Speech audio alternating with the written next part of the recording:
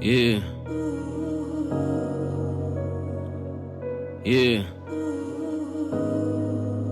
Awaichima kasingapiri. Yeah. Awaichima kasingapiri.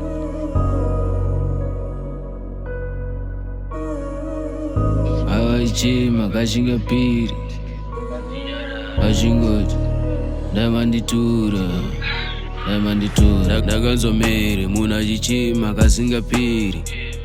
Ndakanzwa Mhere muna chichima kasingapiri. Awaichima kasingapiri. Ndakanzwa Mhere muna chichima kasingapiri. Chima awaichima kasingapiri. Ashingoti ndamanditura.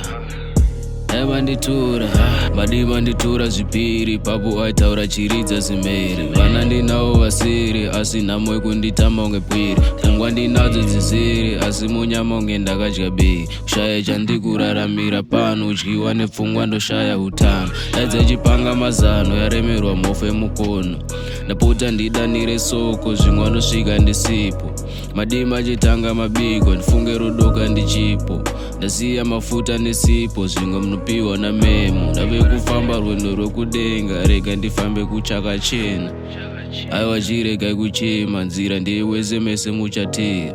Makura so zvamatobva zera asi zvikurwadza kukusiyai mega. Muzara setsika ndenge chikonai kumusoro. Vanotsiura vakuru musara samuromo. Vanangu ndakanzwa Mhere muna chichima kasingapiri. Aiwaichima kasingapiri. Misodzi iyerera muna chidedera. Aiwa bafi aidedera. Ndakanzwa Mhere achingoti ndamanditura. Ndakanzwa Mhere muna chichima kasingapiri. Aiwa bafi aichima kasingapiri. Achingoti ndamanditura. Kuita kwedenga kwenda ndiskuda. Vanofa mubereke nhere nokuta. Moyo wekubereka ropa wojuja. Asa ndiskuda nhamo yandichuta. Ndakanzwa Mhere muna chichima kasingapiri. Awaichima kasingapiri. Awaichima kasingapiri.